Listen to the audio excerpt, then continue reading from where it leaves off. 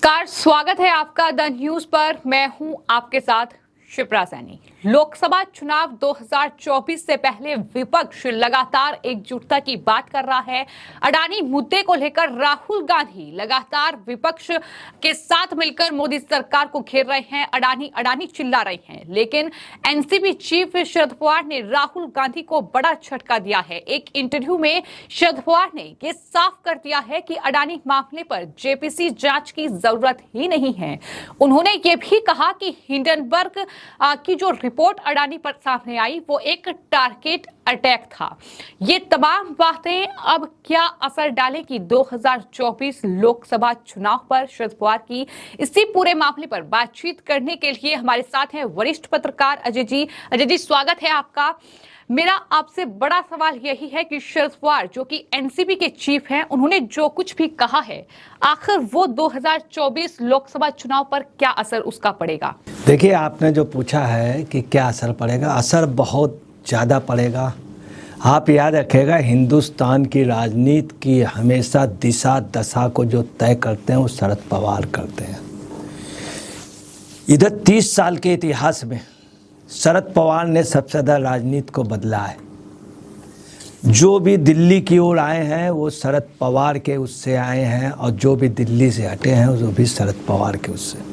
मैं आपको बता रहा हूँ, सोनिया जी को प्रधानमंत्री बनाने की पूरी बात हो गई थी। एक आदमी ने विरोध किया था खुला पार्लियामेंट में, वो थे शरद पवार। उनके साथ पीएस संगमा जो लोकसभा अध्यक्ष थे, उन्होंने विरोध कर दिया। और तारिक अनवर बिहार के, और कांग्रेस में बगावत हो गई और कांग्रेस दो टुकड़ों में बट गई। एक इंदिरा गांधी की कांग्रेस, राजीव गांधी की, और दूसरी कांग्रेस इनकी शरद पवार जी की नेशनल कांग्रेस, एनसीपी। और एनसीपी चुनाव लड़ी, कई राज्यों में लड़ी। मैं आपको बता रहा हूँ, एनसीपी एक ऐसी पार्टी है जो हिंदुस्तान में देखा जाए बीजेपी कांग्रेस के बाद तीसरे नंबर पे। कई जगह कई सरकारें एनसीपी से मिल करके सरकार चला रही। गुजरात में भी एनसीपी का असर है और उनका वोटर परसेंटेज बहुत अच्छा।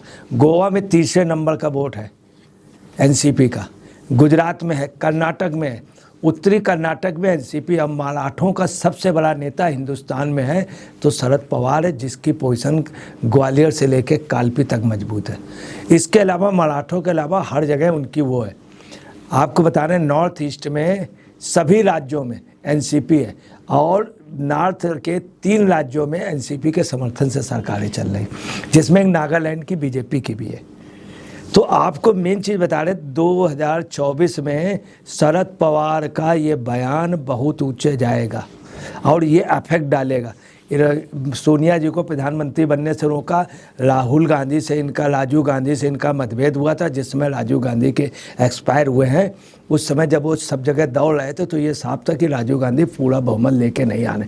राजीव गांधी मरने के बाद भी उनको बहुमत नहीं मिला। राजीव गांधी, उसकी वजह थी शरद पवार से इनकी ठन गई थी और शरद पवार को इन्होंने किनारे कर दिया था। उसका खामियाजा इन्होंने निपटा। तो देखिए, राजीव गांधी किनारे लगे, मतलब मरने का नहीं, राजनीतिक रूप में किनारे लगे।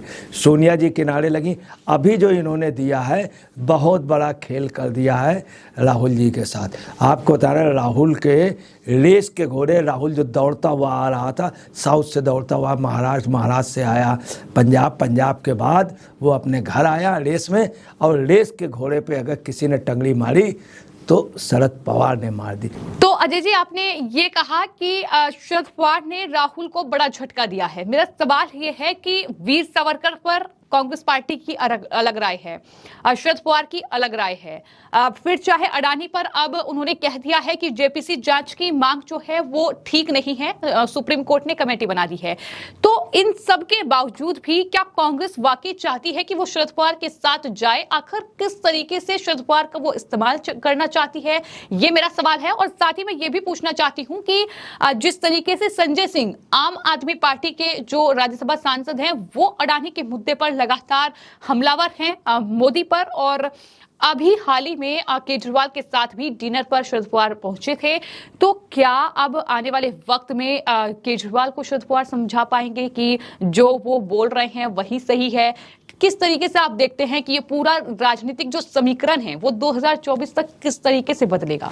देखिए, ऐसा है कि आम आदमी पार्टी में जो बेचैनी की वजह वो ये है कि अभी कोर्ट ने बहुत साफ शब्दों में कह दिया है, बहुत साफ शब्दों में। उनको एक जगह उनका वो करना था कि जो जांचें हैं इनके सबके जांच के वो उनके वारंट इशू ना हो, उनकी कुर्की ना हो, उनको ना बुलाया जाए।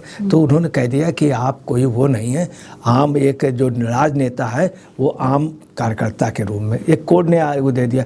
दूसरे कोर्ट ने ये भी बोल दिया है कि काफ़ी वो हम जमानत नहीं दे सकते, वरना आप लोग गवाहों को प्रभावित कर लेंगे, गवाहों को जान का खतरा हो जाएगा।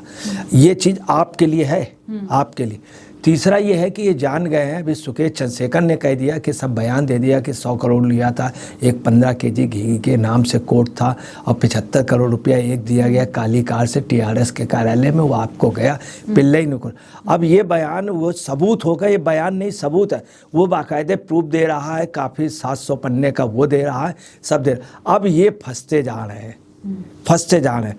यहाँ पोजीशन ये है जैसे रावण नहीं होता, उसने सबको वो शहीद कराने के बाद सबसे आखिरी में हंसते हुए चला गया। यहाँ भी पोजीशन यही है। ये लोग एक्चुअली में घबरा रहे हैं, इस कारण संजय कुमार अडानी चिल्ला रहे हैं, क्योंकि संजय ये जान रहे हैं, संजय सिंह, कि मैं भी जाने के उसमें हूँ। कुछ लोग जेल में हैं, कुछ बेल में, और एक रेल आने वाली है जिससे रेल में लद के लोग कहाँ जाएंगे बेल के बाद, ये आप लोग ही समझते हैं। ये चीज़ उनको भय सता रहा, तो उनको रोज़ आना भय सताता है कि जेल का भूत, जेल का भूत, जेल का भूत। अब वो इन लोगों के शिकंजा ये सिर्फ अपने बचाव के लिए, चूँकि दोषी है और भ्रष्टाचारियों के खिलाफ बड़ा वो हो रहा है। सरकार सख्त है, ईडी सख्त है और कोर्ट भी सख्त है। तो शरद पवार ने अडानी के मुद्दे पर अब कांग्रेस को तो दो टूक जवाब दे दिया है। हालांकि जयराम रमेश ने यह कहकर इस पूरे मामले को टाल दिया है कि ये उनकी अपनी राय हो सकती है, लेकिन यहां सवाल ये उठता है कि शरद पवार ही नहीं, उनकी पार्टी के नेता अजीत पवार जो कि उनके भतीजे हैं, वो ईवीएम से लेकर, जिस पर विपक्ष लगातार घेरता रहा है, कांग्रेस पार्टी खासतौर पर, वो कह चुके हैं कि अगर हारते हैं तो ईवीएम को जिम्मेदार ठहराते हैं। वीर सावरकर पर भी वहां से बयान सामने आए हैं। इसके अलावा मोदी की डिग्री पर उन्होंने ये कहा है कि ये मोदी का जादू ही था जिसके चलते वो देश के प्रधानमंत्री एक बार नहीं बल्कि 2 बार बने। ये तमाम बयान जो आ रहे हैं, आप इसे किस कड़ी में देखते हैं? क्योंकि उद्धव ठाकरे भी जो है वीर सावरकर के मुद्दे पर कांग्रेस के साथ नहीं है। तो ये पूरा जो कहीं ना कहीं बयानों का सिलसिला है कांग्रेस पार्टी से अलग, क्या शरद पवार अपना एक गठबंधन तैयार करेंगे या फिर बीजेपी के साथ जाने की कोई संभावना आपको नजर आती है, एनडीए का हिस्सा बनने की? ये मेरा सवाल इसलिए महत्वपूर्ण है क्योंकि नागालैंड में हाल ही में चुनाव हुए थे और वहां एनसीपी ने गठबंधन किया था बीजेपी के साथ। तो इस पर आप जवाब दीजिए कि आपको क्या लगता है कि जो ये दल हैं ये बीजेपी के साथ जाएंगे, एनडीए का हिस्सा बनेंगे या अपना कोई दल ये तैयार करेंगे? शरद पवार कतई भी बीजेपी से गठबंधन नहीं करेंगे, नहीं करेंगे, नहीं करेंगे। उनको मुस्लिम वोट चाहिए। उनकी योजना क्या है मैं आपको बता दूं। अभी 4 तारीख 5 तारीख को एक बहुत बड़ी लोगों ने रैली की जिसमें महाअघाड़ी के सारे दल थे। उसमें इन्होंने क्या किया, शरद पवार जी ने बहुत होशियारी से एक बड़ी कुर्सी रखाई, बहुत बड़ी कुर्सी, उसमें उद्धव को बैठाला। उद्धव उसमें सबसे छोटे थे उम्र में भी और राजनीतिक रूप में शरद पवार से बहुत छोटे हैं। उसमें बैठाया गया जानबूझ के। उनकी योजना यह है कि बीजेपी के अगेंस्ट में शिवसेना को लड़वाने की, उसमें सफल भी रहे। उसमें क्या होगा कि इनका क्या है, शिवसेना का आधार जो चला जाएगा कि बीजेपी के अगेंस्ट में, शिंदे के अगेंस्ट में लड़े। ये क्या करेंगे, ये अपना गठबंधन करेंगे और ये स्वयं लड़ करके उसमें क्या होगा, शिवसेना एक तरफ होगी, कांग्रेस एक तरफ होगी, बीजेपी होगी एक तरफ होगी और 2 ही दल वहाँ पे मेन आ जाएंगे लड़ाई पे, कांग्रेस वर्सेस एनसीपी। उसमें एक सीट कांग्रेस जीतेगी, तो एक सीट अगर एनसीपी जीतेगी तो दूसरी सीट ये जीतेगी। एक कांटे की फाइट होगी, ये इनकी सोच। दूसरी आपको बता दे रहे हैं कि अभी इन्होंने अपने घर पे मीटिंग बुलाई थी सभी दलों की। इनसे कहा गया था, इनको ये चूँकि बड़े हैं तो इनको काका कहते हैं, राहुल जी भी काका कहते हैं। सब लोगों ने कहा कि काका आप सलाह दीजिए, तो सब लोग उनके यहाँ गए। तो उन्होंने सबसे पहले इनको सलाह दी कि सावरकर के मुद्दे में चुप रहो, खामोश रहो, सॉरी बोल दो। ये सॉरी बोलने के बाद खामोश हो गए। शिवसेना ने भी इस बात को कहा। तो ये लगातार शरद पवार बड़े होके इनको समझा रहे हैं और ज्ञान दे रहे हैं लगातार। यही अजीत जी ने यही किया, उनके भतीजे ने। उन्होंने कहा कि मोदी की डिग्री चिल्ला रहे हो, हिंदुस्तान में कहीं डिग्री के उससे हुआ कि मोदी हर बार जीतते हुए आए, मोदी को जो आधार मिला वो काम पे मिला है और उस पे मिला। इसमें क्या फ़ायदा, कौन नेता ज़्यादा वो था या कौन ज़्यादा पढ़ा लिखा था। उन्होंने ये भी दिया। दूसरी शरद पवार ने ये भी कह दिया, पता नहीं कौन आप लोगों को एडवाइस कर रहा। ये उस दिन भी बोला था, शरद पवार ने कल भी कहा, ये कहाँ से मामला आ गया, क्या कौन इनको गाइड कर रहा है। शरद पवार समझाते हुए आजिज हो गए। शरद पवार की एक खासियत आपको बता दें, शरद पवार हमेशा से समझाते रहे। शरद पवार ने अटल बिहारी वाजपेयी को भी समझाया। तो एक बार अटल बिहारी वाजपेयी ने पार्लियामेंट में कहा था, हाँ मैं समझ गया।